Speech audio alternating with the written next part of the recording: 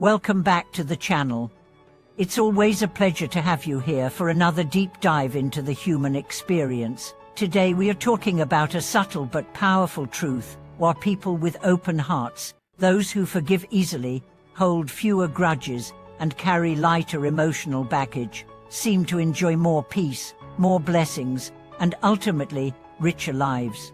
Could it be that letting go of others is one of the most liberating acts you can offer yourself? Is it possible that holding on, whether to anger, pain, or resentment, is what's actually holding you back? Let's unpack the profound wisdom behind the idea that letting go of others is, in fact, a gift to yourself. Think for a moment about your own heart. How much space is it taking up with memories of betrayal, with bitterness over misunderstandings, with wounds that haven't been allowed to heal? Now ask yourself, how would it feel to be free of those weights? What would it be like to walk through life with a heart that's not armored, not clenched, but open, relaxed, and light? That is the promise of emotional freedom, and it begins with one thing: letting go. Let me introduce you to Claire, a woman in her mid-40s who spent over a decade angry with her younger sister. They'd had a falling out over family inheritance, and the wound cut deep. For years, Claire replayed the argument in her head, rehearsed imaginary confrontations, and carried the pain like armor. The sadness of it all was that even joyful occasions, weddings, holidays, anniversaries, were dimmed by the silent wall between them. Then, one day, Claire attended a meditation retreat. During one of the sessions, the teacher said, "If forgiveness is not about them, it's about choosing peace over pain."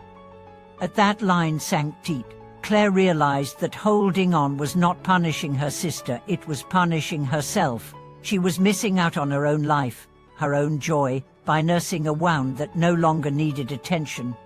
Claire didn't call her sister to demand apologies. She didn't write a long email of accusations. She simply let go. She sent love silently. She prayed for peace, and she stopped carrying the story.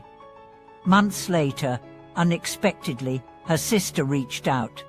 A slow, cautious reconciliation began, but even if it hadn't, Claire had already won because her heart had opened again. This is the essence of today's message. You don't forgive people because they deserve it. You forgive them because you deserve peace. Forgiveness is not weakness. It's not letting others off the hook. It's letting yourself off the hook of suffering. Resentment is a prison you build with your own thoughts.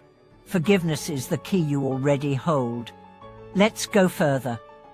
Why do open-hearted people seem to attract more goodness into their lives? It's not just because they're nice. It's because their emotional energy is free. They're not bogged down by the past. They're not busy rehearsing old pain. They have more room for joy, for connection, for opportunity. Energy flows where attention goes. If your attention is stuck in the past, your energy can't move forward. An open heart is not one without pain. It's one that's refused to let pain define it. Let's look at Tom, a business leader who was betrayed by a close partner in a deal that nearly bankrupted him. Everyone expected him to fight back, to drag the other through court, to seek vengeance. But Tom chose a different path. He said, "I'd rather rebuild than retaliate." His friends thought he was foolish, but within 2 years, Tom's new business was thriving, and the network that had once abandoned him returned with respect. He said later, "I wasn't forgiving him, I was freeing myself. My focus wasn't revenge, it was redemption." That's what makes open-hearted people powerful. They choose where to direct their energy, and they choose not to waste it on grudges. But what if the person who hurt you hasn't apologized? What if they don't feel sorry? Does forgiveness still apply? P.S. Because forgiveness is not about reconciling, it's about releasing. You can forgive someone and never speak to them again. You can forgive and still protect your boundaries. Forgiveness does not mean reunion, it means relief. And sometimes, the person you most need to forgive is yourself. We all carry regrets. Words we shouldn't have said, chances we didn't take, people we didn't treat as well as we could have, but holding on to guilt doesn't serve anyone. You can't change the past, but you can change the relationship you have with it. To forgive yourself is to finally stop punishing yourself for being human. Let me tell you about Olivia. She spent years feeling ashamed of a mistake she made in her 20s, dropping out of university and disappointing her parents. Every accomplishment afterward felt like trying to make up for it, but no matter what she did, she still felt like a failure inside. During therapy, she was asked to write a letter to her younger self. In it, she finally said what she had never heard before. "I understand you. I love you. You did what you could with what you knew." That letter became a turning point. Olivia didn't just move on, she moved forward.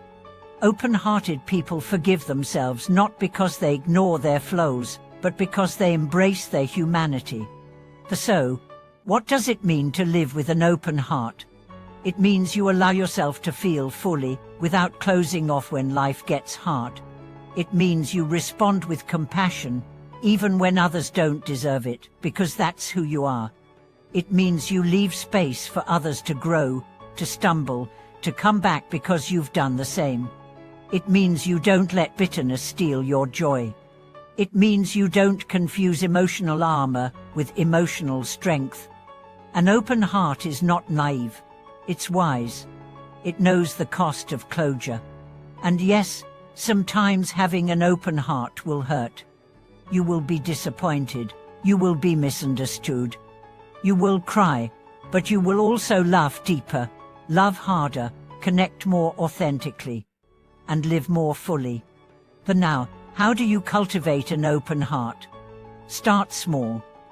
Begin by noticing your tightness. When you judge, when you withdraw, when you feel anger rise, pause. Ask yourself, what am I protecting?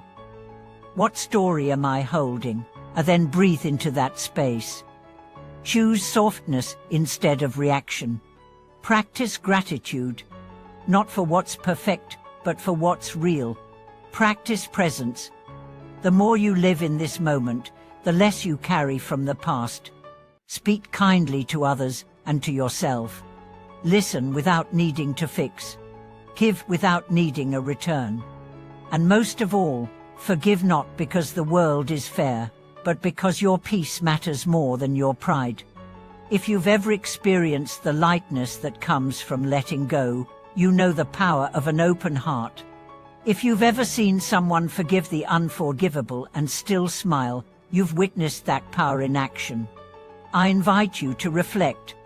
What are you still holding on to that's costing you peace? Who do you need to forgive, not because they deserve it, but because you do? And what part of yourself are you ready to embrace, finally and fully? Share your journey in the comments. Your courage can help someone else soften. Your release can inspire others. And if this video brought a sense of relief or resonance to your heart, please like, subscribe, and share it with someone who might still be carrying what they no longer need to carry. Thank you for watching. Until next time, stay soft, stay brave, and stay open.